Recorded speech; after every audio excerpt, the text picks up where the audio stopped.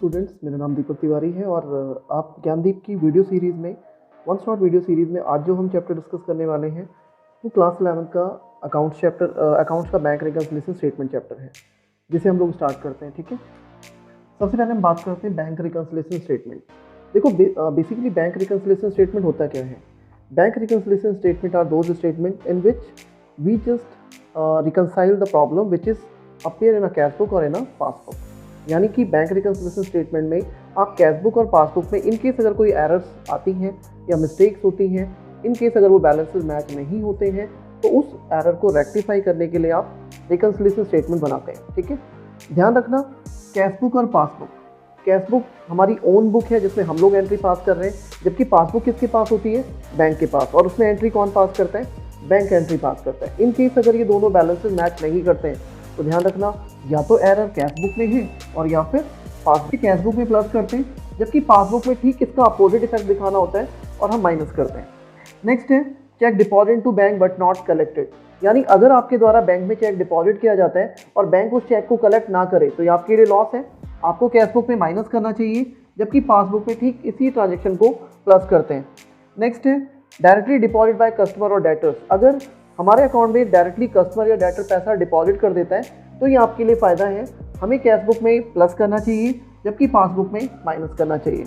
Next है interest on investment. जरा सोचो, बैंक अगर हमारी ही इन्वेस्टमेंट पे हमें इंटरेस्ट प्रोवाइड करे तो इसका मतलब ये हुआ कि हमारे अकाउंट में पैसा ऐड कर दिया गया, तो ये हमारे लिए फ़ायदा है।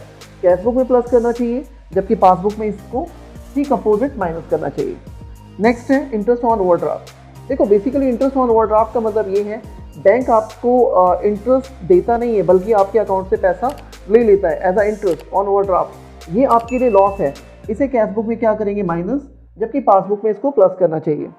नेक्स्ट है बैंक चार्जेस। जरा सोचो, बैंक इन केस अगर हम पे कुछ चार्जेस लगाता है या पेनल्टीज लगाता है जिसकी वजह से हमारे अकाउंट से पैसा लेस कर दिया जाता है, ये हमारे लिए लॉस है, कैश बुक में माइनस जबकि पासबुक में इसको प्लस करना होता है।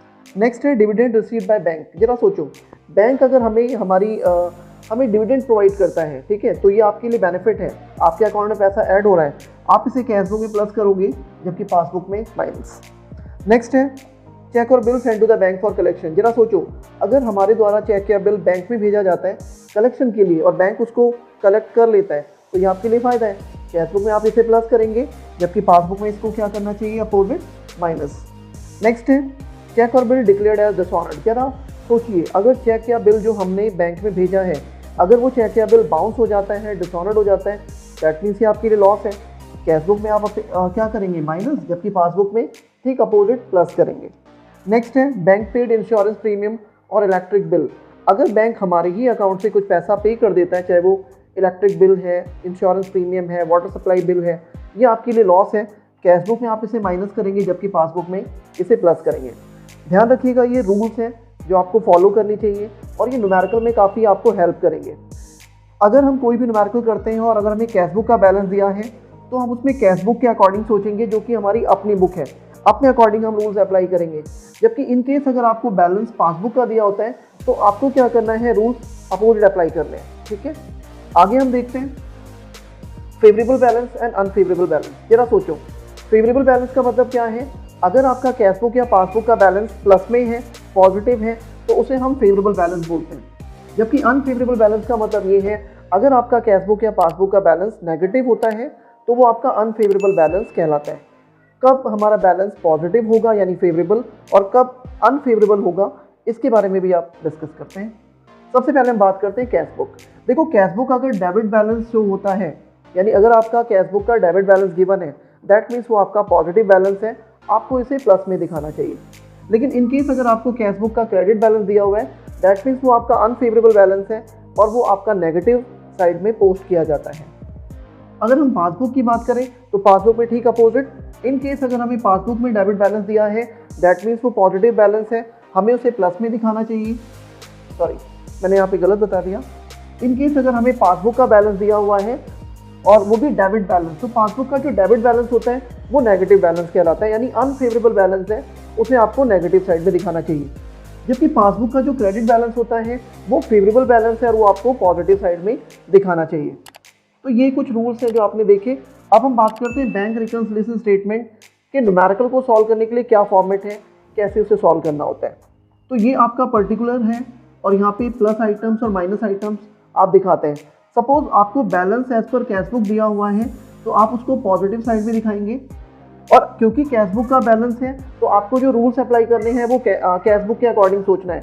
यानी जो भी आप रूल्स अप्लाई करोगे वो अपने अकॉर्डिंग सोचते हुए आपको ये देखना है कि इसके अकॉर्डिंग हमें उसे पॉजिटिव साइड में दिखाना चाहिए। जो भी ट्रांजेक्शन्स होंगी या तो आप उसे पॉजिटिव साइड दिखाओगे या फिर आप उसे नेगेटिव साइड दिखाओगे। हो सकता है कि आपका जो पॉजिटिव साइड है वो 60,000 है, जबकि जो नेगेटिव साइड है वो जस्ट 35,000 है।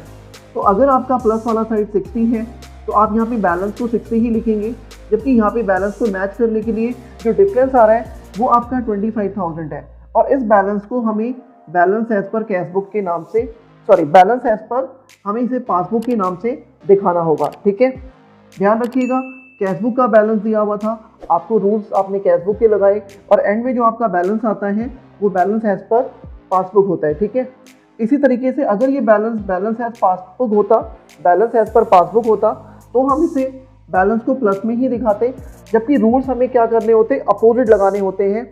और उस टाइम पे जो चीज़ें प्लस होनी है वो माइनस, जबकि जो माइनस होना है उसे क्या करेंगे, प्लस। और एंड में जाके जो भी आपका बैलेंस निकलता वो आपका balance as per cash book कहलाता। ठीक है, तो यहाँ पे जाके जस्ट मैंने आपको इसके कॉन्सेप्ट के बारे में बताया। आई होप आप लोगों को क्लियर हो गया होगा।